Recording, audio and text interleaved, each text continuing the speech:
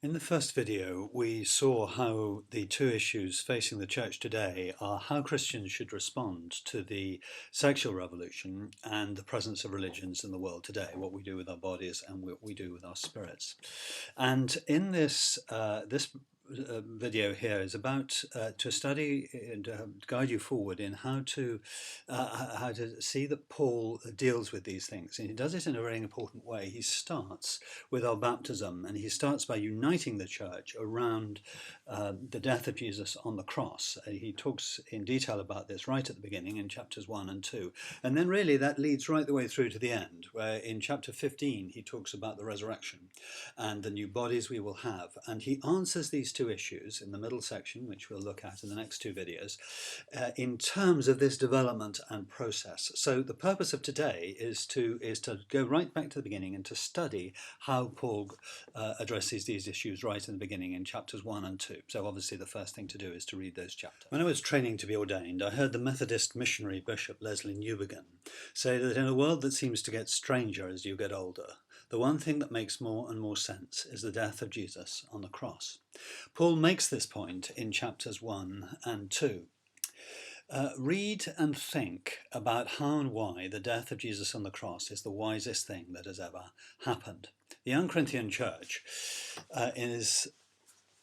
was claiming to be wise. Look at the word wisdom and the way it is so central. Paul shows that Christ's death was the wisest thing that God has ever accomplished. Then at the end of chapter 2, Paul speaks about the Holy Spirit. His point is that the first main work of the Spirit is to reveal the gospel of the cross to humankind. Understanding the cross is the first main evidence of genuine and true spirituality. In chapter 3, Paul applies this to the Corinthian church, showing that their divisiveness is childish, destructive, and the very opposite of wisdom. And in chapter 4, he explains that his and Apollos' ministries should be considered one and the same. They're working together for the same goal. And he ends sarcastically caricaturing the Corinthians as kings and as the elite, and then admonishes them for their arrogance and vacuous behavior.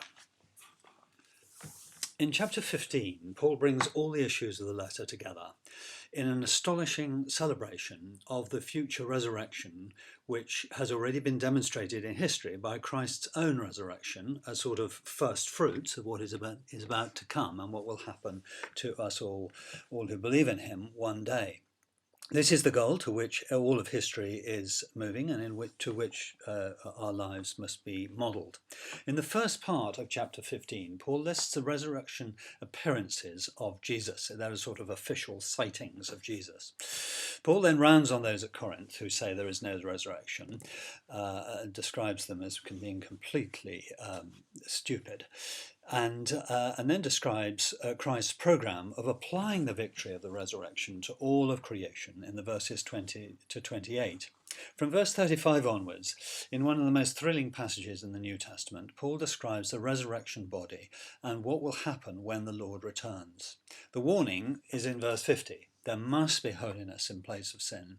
And the imperative of the whole letter is chapter 15, 58. Therefore, dear brothers, stand firm. Let nothing move you. To understand 1 Corinthians, I think it's imperative to understand the argument and the development of the whole letter and to see where it goes. And I produced a separate file showing the argument and the way Paul moves from topic to topic and why he chooses to do things in such an order. And I suggest you read it. It's be uploaded elsewhere on the blog.